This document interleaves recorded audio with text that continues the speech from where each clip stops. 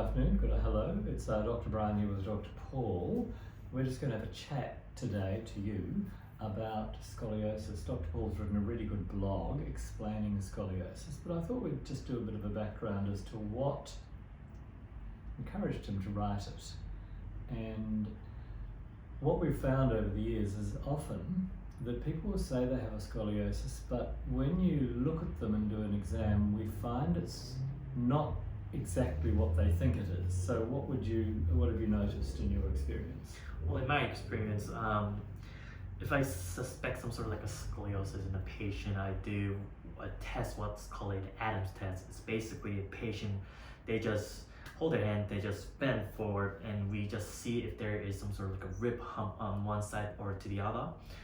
If there's a big difference in a rib hump, whether if it's right or left, if there's a big difference, that means if they have more of some sort of like a structural scoliosis. Rather, if there's maybe small differences, I'll probably say that's more like a non-structural scoliosis, or also known as a postural scoliosis. Sure. And that often be associated with, say, unlevel hips, Unlevel hips, or it could be just bad posture overall.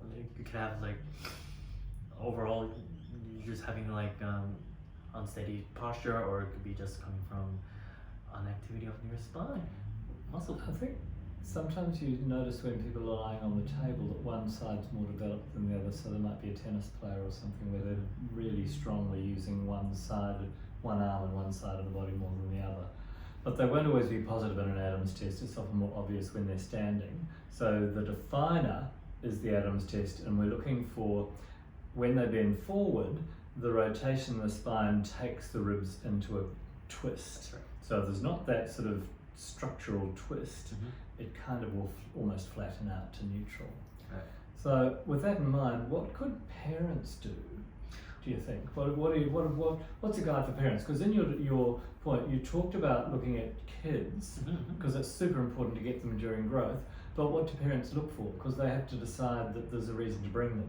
Right. Well, the parents will probably see their kids from the back, they have their uneven shoulders, or maybe just uneven hip lines on the back, or even the kids might complain about having a little bit of low back pain that they never had it before.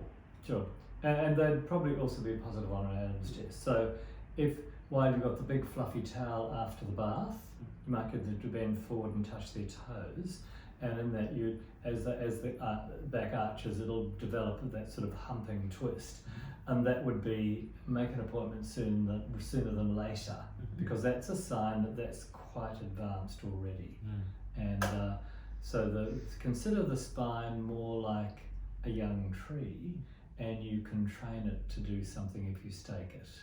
We don't encourage staking the spine, but we can encourage the spine to balance if we do exercises and adjustments.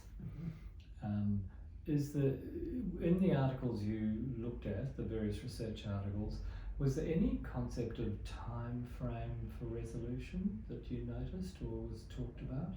Well, it's more has to do with some sort of like what health professionals probably approach to scoliosis, basically. Sure, yes. An operation's a few weeks. Yes. But the key thing is what we should do is basically just monitor how the curvature is actually developing in a small period of time, maybe within 3 to 6 months. Sure. So in that period, you'd be doing some adjustment work. Yes. You wouldn't just be watching it get worse. You'd actually aim to have them grow out of it. So we've done that in the practice over the years, especially with, say, a young girl that arrived at 8, and so there was definitely an early scoliosis development showing.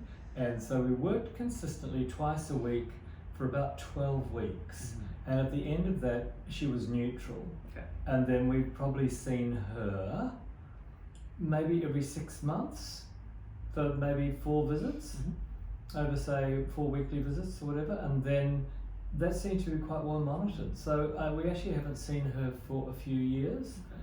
So she potentially, as she moved into puberty, we were able to correct the body's growth patterns before she had puberty, and that's always a desirable thing. because in that accelerated growth, the pattern will become more evident, and that would often be a common occurrence, is that in growth spurts, a pattern like that comes back a bit, and if you work with it in a focused time, twice a week, once a week, over a time frame, say 4 to 12 weeks, depending on the individual, you'll often see that smooth out, and they'll go to the next growth spurt, which could be 12 or 24 months away.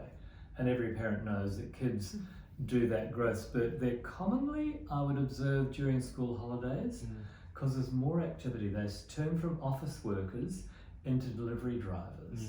So they stop sitting down all day and start running around all day. And that definitely stimulates the body to grow. So if you're the shortest person in the class, take up a sport that involves lots of activity and you will grow. That's just how the body works. So do you think there's anything else we should tell the punters as they read your article? Well, just bring in your kids if they're younger. That's better because that's when they grow the fastest, and then it can develop. If it doesn't be watched, it can develop pretty hideous scoliosis as well. I think the other comment too, we do look after a number of adults who are, let's say, 60 and up, who have scoliosis, and at that end too, it's very important to maintain the structural balance to ensure that doesn't become accelerating as they age.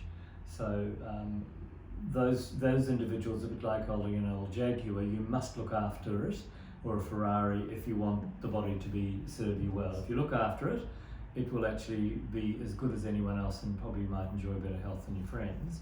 But that's the blessing of that needing regular checkups and work to keep you moving at your best. So, two ends of the stick, young and older, probably get the biggest benefit from regular care. Thank you very much for your time, Doc. It's good to have a chat to you, and thank you for joining us, and we'll look forward to keeping you up to date with a great chat about health sometime soon.